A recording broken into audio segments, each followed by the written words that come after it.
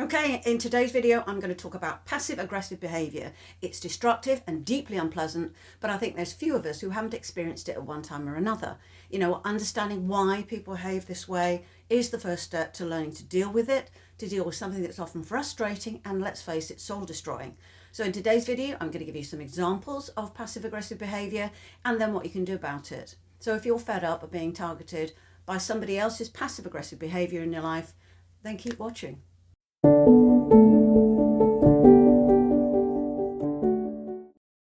Hi, Leslie Hornsby here again. Welcome to my channel where I talk about and teach people like you all about brilliant cutting-edge NLP techniques. NLP is all about leading a better, more fulfilled life by taking charge of your thinking, your emotions and your behaviour. If you'd like to know more, then of course just click subscribe to get future videos because I post on a regular basis. And if you think life coaching might help you, I'd be happy to talk things through with you. You just use the link below and you can make an obligation-free telephone appointment with me. So central to neuro-linguistic programming is the study of psychology and human behaviour generally. So what is passive-aggressive behaviour anyway? One definition is to describe it as a pattern of indirectly expressed negative feelings. There's also often a disconnect between what a passive-aggressive person says and what they do. And these individuals tend to lack emotional intelligence or maturity to express themselves openly, and that's for a variety of reasons. Now, although anger appears to be the primary driver for this behaviour, it's rarely actually what it's about, because more often than not, it's just an outward expression of someone who may be struggling with low self-esteem, they've got some kind of insecurity about something, or they just lack control over part of their life. And it also occurs as a reaction to stress, sometimes anxiety as well, and of course depression. Resentment is another trigger where perhaps someone feels underappreciated. And finally, it can just stem from jealousy over something, or perhaps somebody's harbouring a grudge against you, which both are invariably, of course, symptomatic of low self-esteem as well. So clearly there are lots of things that constitute passive-aggressive behaviour, and it covers a lot of ground in terms of what people get up to. One example is someone ignoring you or gaslighting you. Yes, I'm down with the kids with the new lingo. And it's a tactic that can be hugely infuriating, which is of course why people do it. But let's face it, if we actually analyse it, it's really quite cowardly and pretty immature. Another favourite is to position things so that it seems that you're at fault, that somehow you're in the wrong about something, or maybe your views are unreasonable, or perhaps you're made to feel that the things that you do or say need to be censored in some way. So what the hell can you do to become immune to passive-aggressive behaviour? Recognising this behaviour can be difficult sometimes, purely because by its very nature it's covert. In other words, it's not direct and open. And if you've ever felt negatively towards someone, maybe hurt or angry, but you just can't pinpoint exactly why, it's a strong indication that you're dealing with passive-aggressive behaviour. And it can be hard to detect sometimes because there's nothing immediately evident that has triggered this response in you, but you feel it just the same. And there, of course, are other times when it's rather more apparent. So I thought it would be helpful to examine a few examples that I've personally witnessed where people have resorted to being passively aggressive. The first instance then is about Jack and Linda, not their real names I might add. The context: Jack cheated on his wife. Unsurprisingly, they soon separated. Shortly afterwards, Linda went to a New Year's Eve party hosted and attended by some of their mutual friends. At the party, Linda, who understandably was still pretty devastated by the collapse of her marriage, drank a bit too much and ultimately spent the last half of the evening curled up asleep in an upstairs bedroom and missed the midnight celebrations entirely. When Jack met Linda some weeks later, he sneered in a sort of superior and quite pitying tone, relating how he'd heard that she'd passed out at the party. Mystifyingly, he sort of seemed pleased that she hadn't enjoyed herself and suggested that everybody else was probably laughing at her behind her back. Despite his attempts to provoke a reaction, Linda refused to be drawn in. Instead, she turned and asked him what point he was trying to make by mentioning it. Jack, of course, had no answer, because that would mean admitting that he was just being petty and unkind. Through a simple, reasoned, unemotional and assertive response to his aggression, Linda was able to stop his behaviour dead in its tracks. Now, this type of passive aggressiveness is about pushing buttons. You may have heard it referred to as deliberate negative triggering. It's typical of a passive aggressor. The action alone is not necessarily representative of passive aggression, but the reason for doing so is. The motivation is usually rooted in aggression about other issues that aren't actually being discussed directly. The second example then illustrates the dynamic between a slightly jealous and disapproving mother-in-law, let's call her Doris, towards her daughter, whom we'll call Jane. Again, not their real names.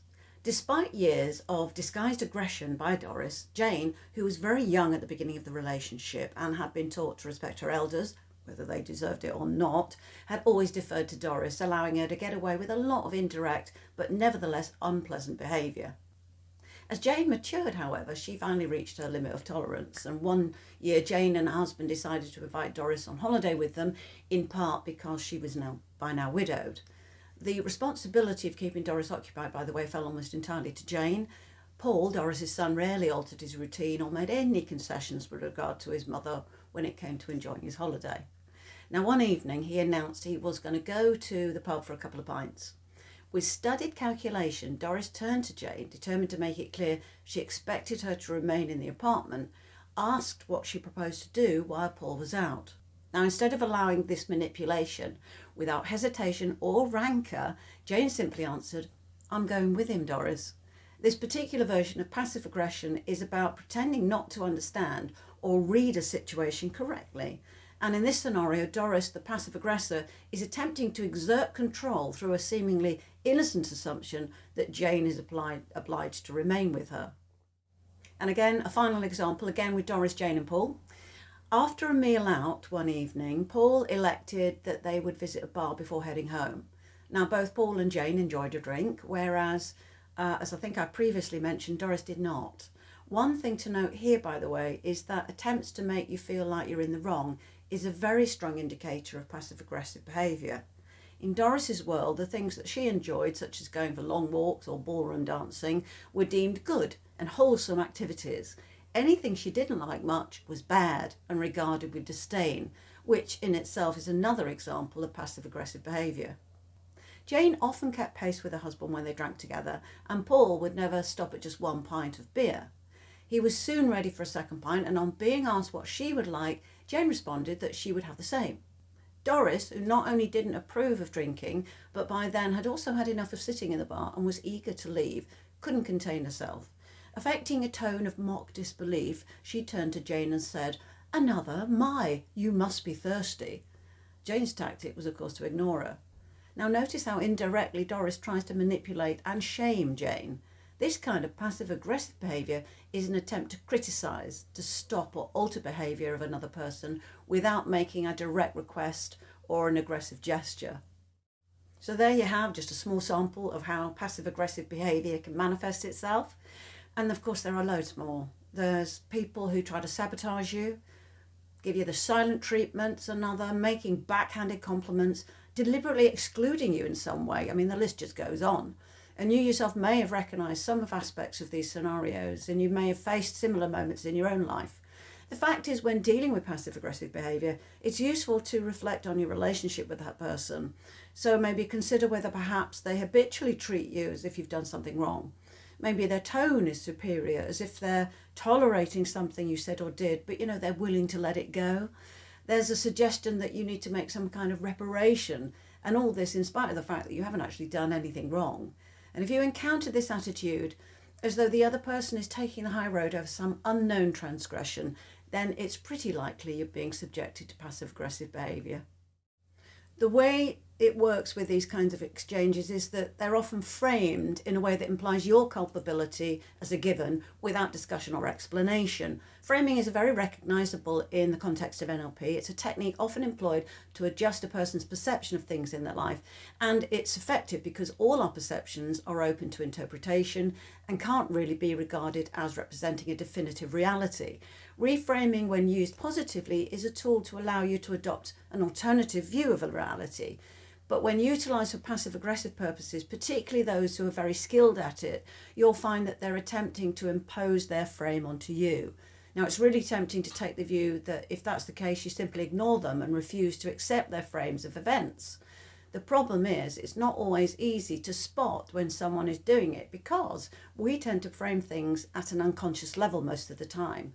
Even if you do recognize this manipulative behavior, often passive-aggressive people will encourage you to become defensive because by defending your position, it's tantamount to an admission that you're at fault. And by engaging, you permit the other person to put you on the back foot.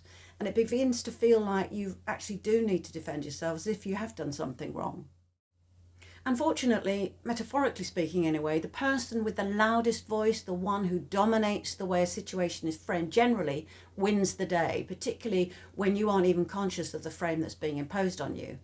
As to the situation, that can vary, whether it's a sales context, someone operating a leadership role and imposing their will on subordinates, or perhaps when locked in a negotiation. The situations are really quite limitless. Now, that's not to say, of course, that there might not be times when you are in the wrong. And it's a matter of self-reflection when you feel in doubt, because of course there may well be occasions when you do inadvertently do something wrong, and if you ever question whether the blame lies with you, you just might consider maybe seeking a second opinion from someone who you trust, particularly if they're acquainted with both you and the person you believe is being passive-aggressive. If you are at fault, then of course a simple apology is obviously appropriate in that instance. So, having established what passive-aggressive behaviour might feel and look like, the obvious question is how do you deal with it? It's worth explaining at this point that in NLP the belief is that all behaviours start from a point of positive intent. Might not seem like it, but it's true. And understanding this will assist you in the ability to view the behaviour with a more benign attitude and allow you to tackle it with a measure of empathy or sympathy. Reflecting on the underlying intent of passive-aggressive behaviour is useful in creating distance from the emotional impact that it can have, so giving you choice as to how you react and respond. Now, there's no doubt that the behaviour feels negative, but it's often rooted in someone's desire to get something they want. Chances are, too, that over time they found that behaving in that way has often resulted in a desired outcome, and so they become, it becomes their default position. Many passive-aggressive people struggle with communication, unable to transmit their needs, and so resort to aggression in one form or another to achieve their goals. And this is also symptomatic of emotional immaturity, and often the behaviour is unconscious. Recognising this provides you with useful insights, and with careful handling, you may even find that you can address their behaviour in a way that helps them resolve this frustration and perhaps even lead to you both getting what you want. You too, by the way, will have positive intentions prompting your own behaviour, so it's equally important for you to consider where you're coming from and ask yourself, what would you like to get out of the situation? Now, this is no easy task in the face of aggressive behaviour of any kind, because you're likely beset by any number of emotions such as shame, blame, guilt, fear, or anger. Remaining rational in such situations takes practice, but it's in moments such as these that you need to take time to reflect on your own goals rather than focusing on how upset you feel, how undermined, or that you just don't feel good about yourself. So irrespective of whether you have achieved an outcome that you hope for, the practice of taking a step back and thinking rationally helps you limit the negative emotional response that you might initially feel, allowing you to decide how you wish to behave rather than just to react. Ultimately, it's about better communication and understanding between people. Of course, the other person may be too far gone to respond well to any attempts from you to help them become more self-aware, and I'm sorry to say it might just exacerbate the situation. It may be that they're afraid of being exposed, or they don't feel able to express their anger overtly, and so they resort to passive aggression. What it boils down to really is that the only behaviour that you truly have dominion over is your own. The desire to control other people's behaviour, to elicit reactions from them, is a very common aspect of human nature, but it really doesn't have any great value because it rarely results in a positive outcome. The best strategy is what could be described as assertive behaviour, where you speak fact rather than opinion. Also, to be assertive means that you are perfectly within your rights to express emotions, such as anger. The key is to do so without the emotionally charged behaviour that's associated with it, and to also be specific about what made you angry. So, for example, whereas someone upsets you, you might instinctively want to blurt out in an angry way, "You make me so angry." This can trigger an equally aggressive response in the other person, and also suggest that the other person makes you angry all the time. However, in the same situation but handled assertively, it would mean reframing a message owning your anger, but relating it in a calm and specific way. So you'd say something preferably like, I felt angry when you spoke to me so aggressively this morning. So that's specific and without the anger behind the words. And we often just say things like, you made me angry, or you made me feel unhappy. However, the truth is that no one can make you feel anything. With the help of NLP, you can learn how you feel about things. Anything is actually entirely up to you, and that you can have control if you know how to take it. So there you have it. I hope this video has given you some insights on how not only to recognise passive-aggressive behaviour, but what you can do about it. Now, like any change in behaviour, it will, of course, take practice. And if you've ever successfully or even perhaps unsuccessfully dealt with passive-aggressive behaviour, why not share your experiences here? Take a moment to leave a comment below. And if you'd like to explore more fully how you can change how you think, deal with mental blocks, limiting beliefs, and you think life coaching with NLP might be something you'd like to try, then all you've got to do is use the link I've added below to the video to get in touch and make a 30-minute appointment with me for a preliminary obligation-free chat. And if you've enjoyed hearing about NLP, I've also included a free guide to 3 brilliant NLP techniques that you might like to try. Just use the link below to download the PDF. Don't forget to click subscribe to this YouTube channel to get these videos on a regular basis. I post each and every week, and I hope you can join me again next time for more on some of NLP's cutting-edge processes and techniques designed to help you lead a more fulfilling life. It's been great to see you. I'll see you again next time. Bye for now.